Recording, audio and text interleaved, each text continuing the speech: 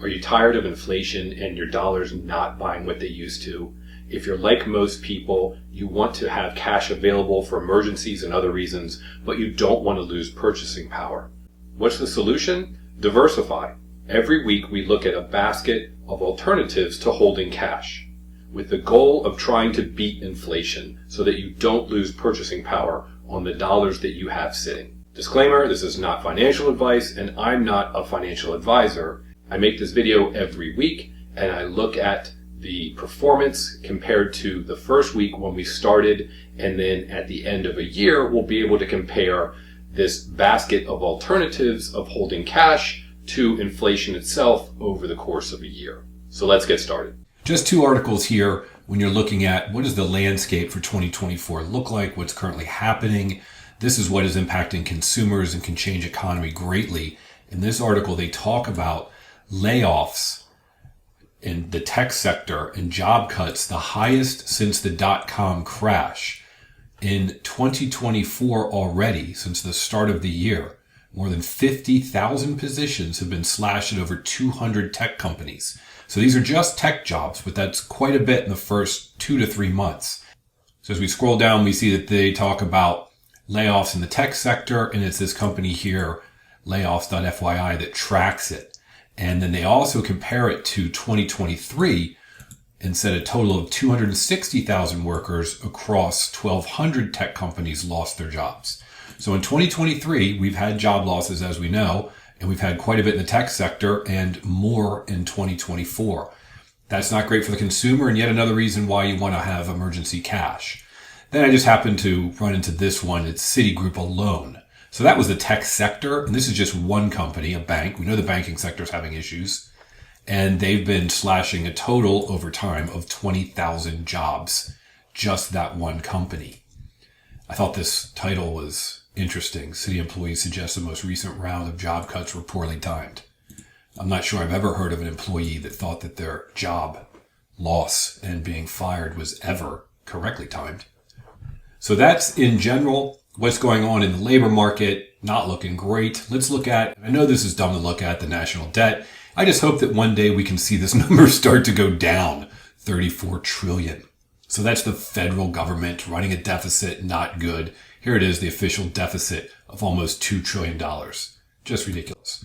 Now, 4 things regarding the consumer, yourself, myself, and others. Consumer loans, credit cards, and other revolving plans. As you can see over time, credit card and the amount of debt on the credit cards has just gone up and to the right. It's just skyrocketed. Of course, it went down after COVID when people were given free money and they didn't have to pay bills. And so they were able to get rid of the credit card debt, but it's been skyrocketing. And if we zoom in to, let's see, a 10-year period of time, 700 billion, still over $1 trillion in credit card debt. That's not good for the economy, the consumer. Motor vehicle loans. We can scroll in on this one. You can see it's up and to the right.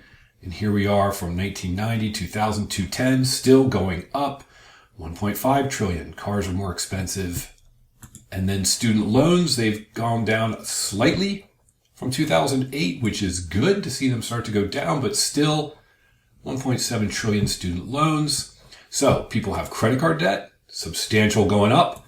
They got car debt, substantial going up. They got student loans. What are they saving? And this is where it gets to what we're doing here. Well, over time, I always like to look at this. Savings rates, 10 to 15% of take-home pay, they would save. Then it gets to 10 to 5%.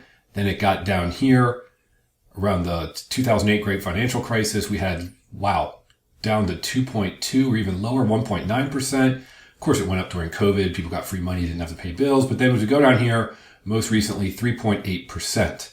Still under 5. That's not a lot of savings. People have debt. They don't have savings. So we need to save and have cash available. And we want to beat inflation because the debt keeps going up. All right, now let's look at the basket of goods and the alternatives. As you can see from this chart, just generally speaking, to make it simple, instead of keeping a chunk of cash and just having it sit in the bank, because of inflation, it loses its value. So I put it myself, my cash, into 5 buckets. Just cash as emergency fund, cash rotating in certificates of deposit. Then we've got treasuries issued by the federal government. Then we've got commodities such as gold and silver, and crypto such as Bitcoin and Ethereum. This is just a make up 20% into each basket. You do it however you want.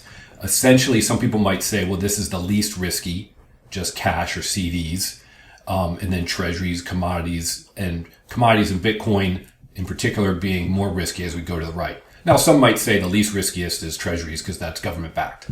But generally speaking, from the left to right, we've got the least risky money, and then as we go. So if you've got 12 months of cash, you may not want to keep it all just sitting there in cash, and I'll show you why, because we want to beat inflation. So first, let's look at our bucket compared to last time, and we'll fill out the chart here. FDIC. This is what I'm going to use going forward because they put this out once a month, the FDIC, and they show averages. So the first bucket we have is savings. So if the first 20% were sitting in savings, what would it be yielding? It hasn't updated since last time, so we'll just leave that one blank until we get an update. 3-month CD is my next 20% bucket.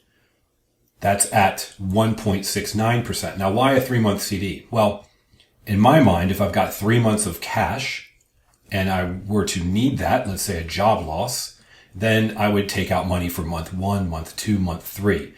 So my second bucket of 20%, I break up into 3 chunks. I get a 3-month CD. Then a month goes by, I get another 3-month CD. A month goes by, I get another 3-month CD. So every 3 months, cash comes into my account and I buy another 3 month. That way, the money's rotating. So if there's an emergency situation, month 1, month 2, month 3, and then, oh look, a CD now comes available. And then another CD becomes available, another CD comes available. So instead of getting this savings rate of 0.46, I'd be getting 1.69. Still not great. So then I rotate some money into 3-month treasury bills. 5.42. Okay, now we're beating 1.69. We're beating 0.46. And you rotate that for a couple months, or you could. Then let's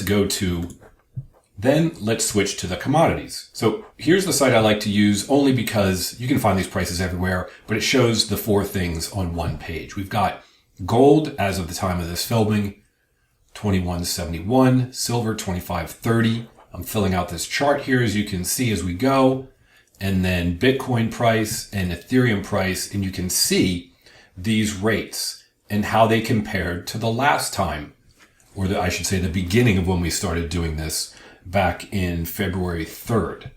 Now that we've got our bucket filled out and we can see some things have gone up and we can see the rates, let's look at the thing we're trying to beat. We're trying to beat inflation. The whole point of this is, let's say you had 12 months worth of cash. You don't want that money to be worth less every month because of inflation. Look at the inflation rate. February of 24, numbers are in, 3.2%. Before that is 3.1. So as you can see, the checking rate and the 3-month CD rate are not beating inflation. So even in those two vehicles, we're losing purchasing power. The 3-month treasury is beating inflation. And currently the gold, silver, Bitcoin, and Ethereum have greatly beat inflation. And that's the goal. So after a year, we'll compare and see how we did by spreading out our cash into alternatives to cash. Lastly, I like to look at the 10-year treasury note. Here it is, 4.34%. Previously, when we looked at it, at least at the beginning of this, I believe it was 4.16. So I like to look at 10-year treasury note because a lot of different people use this as barometers. They use it as a barometer for 30-year mortgage rates. They tend to follow the trajectory of the 10-year treasury. It also gives you an idea of what the market is thinking in terms of the future because this is a 10-year note. And the treasury note is the effective interest rate that the U.S. government pays on its debt.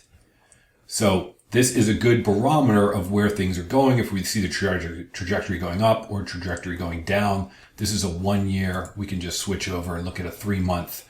You can see, it's been above 3 for quite a while. Now it's up over 4.